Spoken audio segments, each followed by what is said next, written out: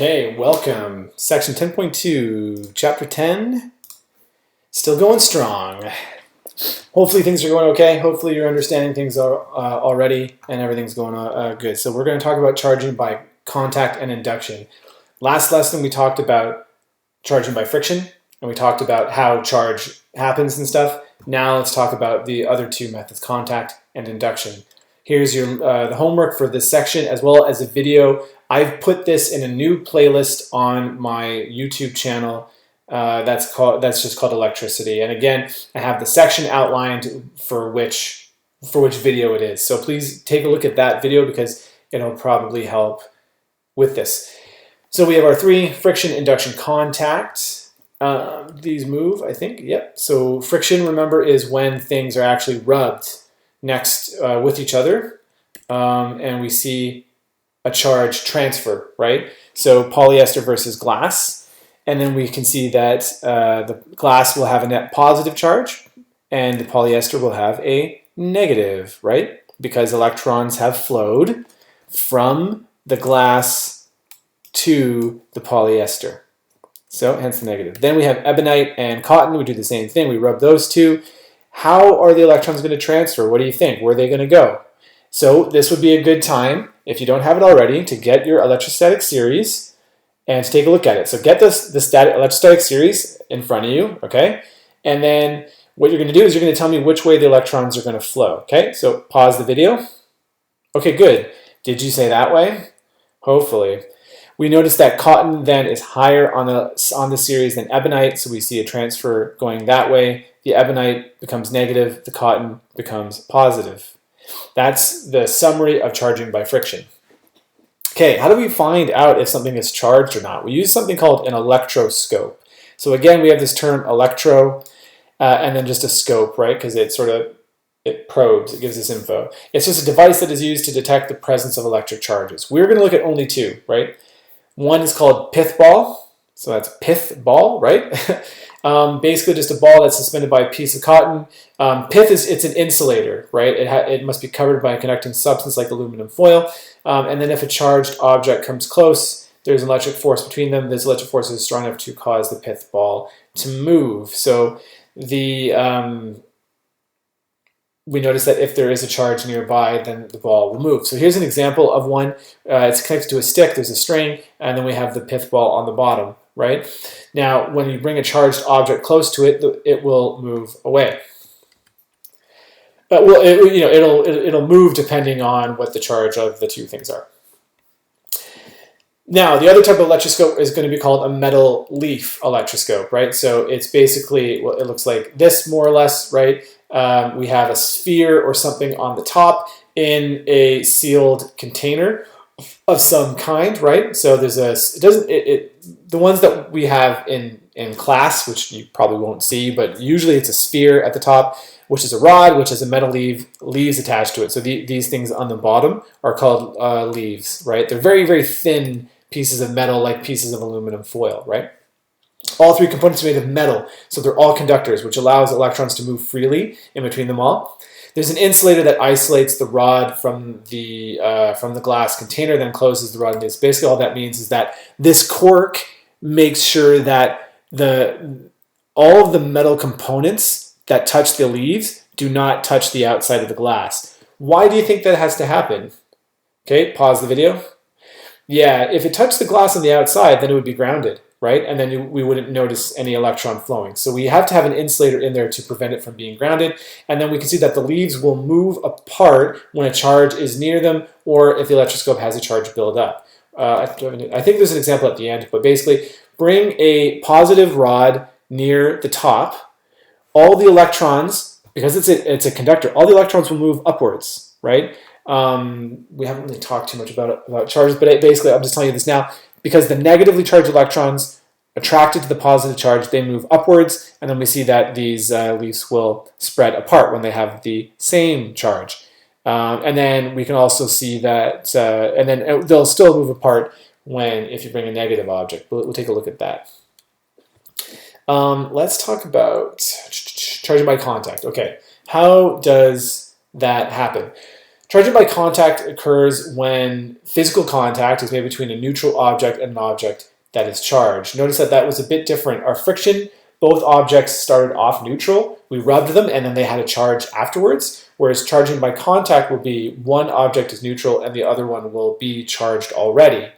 And you're bringing them into contact, so it's similar to friction, but you're not rubbing them together, A, and then there's already a net charge on one of them, B. So we see that there is already a difference in this method of charging compared to friction. So let's look at case number 1, negatively charged object and a neutral pith ball. What's going to happen there? If we touch those two things together, if we put them into contact, right? And the contact just means like physically touching, like they are touching each other. Once they touch, electrons are going to flow from the negative rod to the neutral ball, and then afterwards what's going to happen? The negative rod will still have some negative charge, but now we have a ball that is also negatively charged. Okay, case number 2, a positive object and a neutral ball as well. When you touch it, the electrons will flow from the neutral ball to the positive rod. Okay, so what's the net result? The positive rod is still positive, right? But reduced positive charge, but the ball now has a positive charge with it. Okay, let's look at those two examples and we can maybe to visualize. So here's our negative rod. Okay, we can know it's negative because look, there's more negatives than there are positive, right? The pith ball here is neutral because we have an even number of of positive and negatives. Okay, so this is the starting point. Here they touch. So what's going to happen when they touch? So since we have more negative charges in the rod, those charges go from the rod to the ball.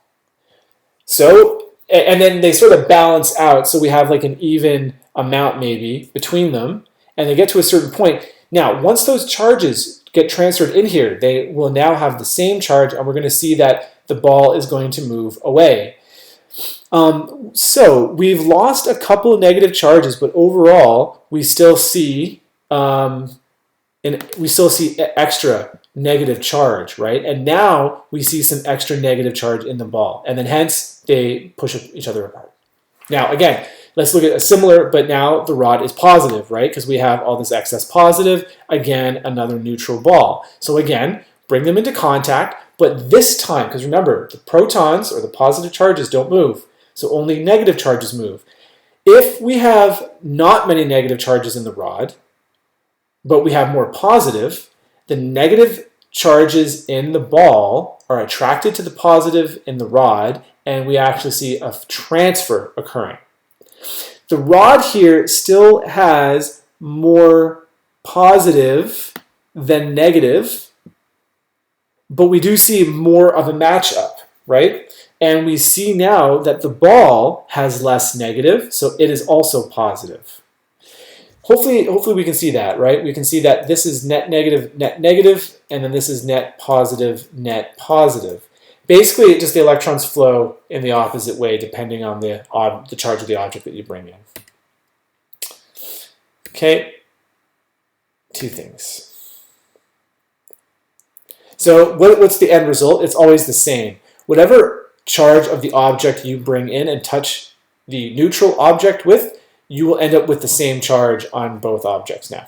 Okay, we might have needed to talk about this earlier. Sorry about that, but you probably have talked about this in elementary school. Let's talk about what are called the laws of electric charges. There's a bunch of different laws. What's his name? Faraday, right? Michael Faraday was the guy. No, not Faraday. Oh man, Maxwell. Well, he sort of combined magnetism and electricity. Anyways, I'm getting ahead of myself. We have laws of electric charges, and what are they, right? So we do all these experiments. We come up with these. We do experiments. We get some theories, and then we eventually can mathematically prove them. So they become laws, right? So a law is not a theory because a law has basically been tested, right? A scientist comes up with an idea. Hey, I think that charges do this, right? Designs an experiment, does it, the experiment works according to his thing, so his theory works in that case, right? Then, like I said, you add some mathematics behind it, and you can say that, like, oh yeah, you know what, this is going to work every single time. And it does. And so that's sort of the difference between law and theory. Now, it is not to say that something is a theory means that it's inferior, right? A theory is just we might not have the robust mathematics to back it up. So we can run simulations and do all the different scenarios and find out that yes, it will be the same in every single case. But some theories don't hold up in all cases, right? Because you can have certain cases that kind of screw things up. Just a little bit of a side between a law and a theory. They are both very, very closely related, and it's not that a theory should be it's just a theory, right? That's one thing that you hear usually with the theory of evolution. But all that it means is that we are sort of waiting for more evidence to come up, or for someone to say, "Aha! I came up with here's all the math." And then it proves it. It proves it beyond, it proves it, so we don't need to really question it anymore, right? Not to say that laws can't be questioned, because maybe there's something that's going to come up that we haven't figured out, right? But we do have some fundamental laws of nature, and we notice that in science we say, okay, these are certain laws, and then all of our current theories and laws are based upon these other principles, right? It just makes a bit more sense to base something off of a law that we have a lot more evidence for, and we've experimented with a lot, than something we haven't necessarily seen. Part of the reason that evolution remains a theory is that evolution occurs over very long time periods, right? So in order to actually observe that in larger vertebrate animals, in order to observe that process, like it's impossible for humans to do, right? But we can see that those things do occur, like among bacteria, let's say, right, or viruses, right? We do see that process occurring because their lifespans are shorter, and so the evolutionary process is a little bit occurs faster among those, right? But you notice that, okay, so evolution kind of makes sense. We can see it occurring in some things, but it's not everything. So we say, okay, it's a theory. Wait for a law to be able to back it up, right? Okay, sorry, I digress. You know this already, hopefully. Like charges repel, right? Two positives will repel each other, will push away from each other. Two negatives will do the same. Opposites attract, right? Positive and negative will be pulling towards each other, right? Remember that there's only two types of charge, positive and negative, right? That's just how charge works. Now, this third one you might not have heard of, that a charged and a neutral object will actually attract each other. So a positive charge with a neutral charged object, they will actually attract. And the same occurs for that negative charge, right? That's just a consequence of the way that charges work. So that's the one that is a little bit less familiar, but you've probably heard of these first two. So here's our third law that's probably going to be new, is that neutral objects will actually be attracted to charged objects. Doesn't matter what the charge is for the neutral case. Okay, so just wanted to go over that while we were talking about this, because as we're talking about electrons moving between these things, it's because the electrons have a negative charge, so they move towards the positive charge because they're attracted to it, right? That is going to be governing why all of these things happen. Okay, let's take a quick look at more charging by contact. We bring two objects together, one positive, one negative. The positive and negative attract each other. The two negatives push each other away, and then same thing is going to occur for the two positives, right? Very similar to magnets, right? Magnets, it's the same rules, right? A north and a south, though. North and south will attract for magnets, and then the same polarity magnets will repel, right? Same thing applies to electric charges. So we see that opposites attract, and then like charges repel. Okay, good. We can talk about electric fields a little bit. This is a good intro. You don't talk about these again, I think, until grade 11 physics, so you have a bit of time with them, but they're very fascinating. Fields in general are difficult to sort of get your head around, but are very interesting. Okay, so let's talk about, electric forces exist between two objects that are not in contact if at least one of them is charged, right? So when we talk about this attraction and repelling, there's a force going on there, right? An electrostatic force that is happening, that will push, right? Like just like the magnets, like they physically move each other away. Like you can see them actually move, right, due to the force. Where does that force come from? How does that happen, right? Forces are basically the result of overlapping electric fields. Okay, so an electric field is just a property of space around a charged object where the effect of its charge can be felt by other objects, right? That's basically all it is that like a charged object just fundamentally has this thing that's called a field, and the field will actually surround the physical area, 3 dimensions around that charged object. Okay, so that's what an electric field is. When you bring other objects within that electric field, that's when we see an electric force will result, like a force will come of it, right? So objects with greater charges, right, will have stronger electric fields. So basically, the bigger the charge, the stronger the field, or the bigger the charge, the bigger the field, right? But then the greater the distance from a charged object, the weaker the electric field of the object. So as you move away from an object, its electric field decreases. The strength of the field will decrease, right? Which again makes sense. 2 magnets very, very far apart, you don't really feel them attracting each other, but then you bring them to a certain point and then they fly together, right? Also just pointing out that magnetism and electricity are interrelated processes, but they are different. So I'm using magnets here only as an analogy. Please remember that. So strength of the force of attraction or repulsion between objects is related to the distance between them and the amount of charge of the object, right? So the force of attraction or repulsion, so the force will decrease as the distance goes up, so those are inversely related, and then the force of attraction or repulsion will increase as the charge goes up. Okay, so the more charged an object is, the greater the force that you will experience, and the closer charged objects are to each other, the greater that force is also, right? Okay, so we have these arrows in here show the direction of the force on positively charged that are in electric field of the central object, okay? So we have a positive object in this field, and we see that basically there's a repelling force. If we put a positive charge somewhere else in here, the force lines are going to point away from this object. So wherever I put this, if I put a positive object over here, it's going to experience this force, this arrow, right? They're going to push this guy in the center, more or less, is going to push this guy like further away, right? Whereas if we put a positive object in this negative field, right, then we see that this arrow, it's going to be attracted, and they're going to move towards each other. That's all that these little lines mean, right? So that's how you can visualize a field. It's just a bunch of these little arrows around it. Other than that, I really don't know what they are, like what they're composed of. Like they're not made of matter, right? They're fields, so it's sort of like energy. Okay, so that was all contact. So a lot of stuff about contact. Let's talk about induction. Let me just make sure I'm recording. I had this fear that never mind. I'm sure it's fine.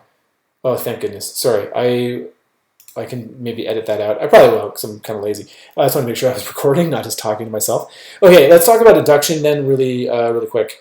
So what's charging by induction? This is the third one then. When a charged object is close but not touching a neutral object, the electric field of the charged one will produce a force on the neutral one, right? We already said that they're going to be attracted to each other, right?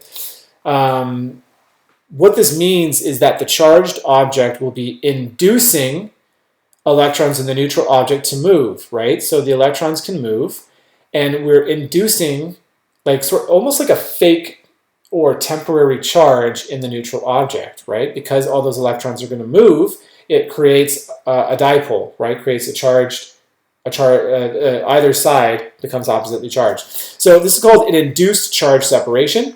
And it's the movement of electrons in a neutral substance caused by an electric field of a nearby charged object without direct contact between the substance and the object.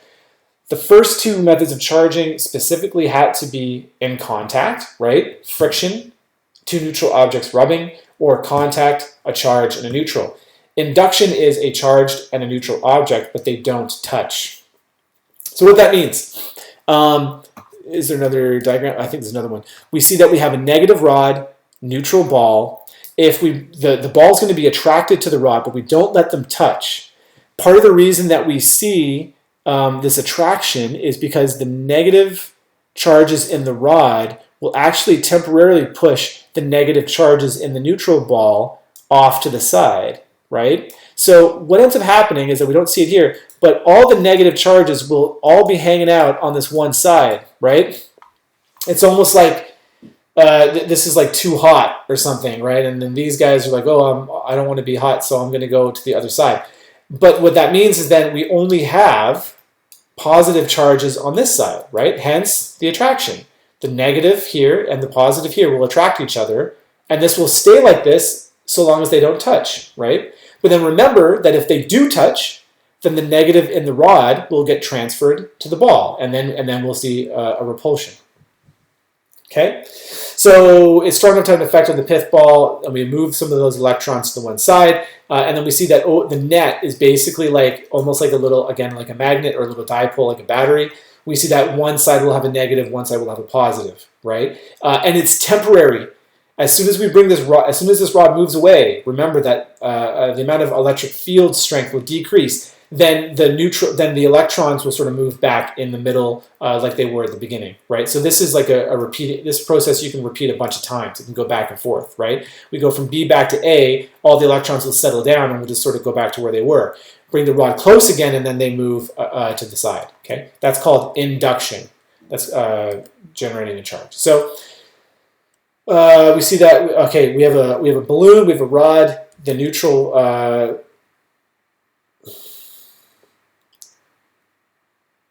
by induction, okay. Right, so you might assume that the balloon is negative because it's being attracted, but that's not the case, right? We don't know what the charge on the balloon would be because it could be neutral also, right? So we see that we have a neutral balloon that is still attracted to the positive rod because of how the electrons move within the balloon, right? Notice that it's still a static charge. The negative charge builds up in the surface here, right? And it's this induced charge separation that creates the attraction.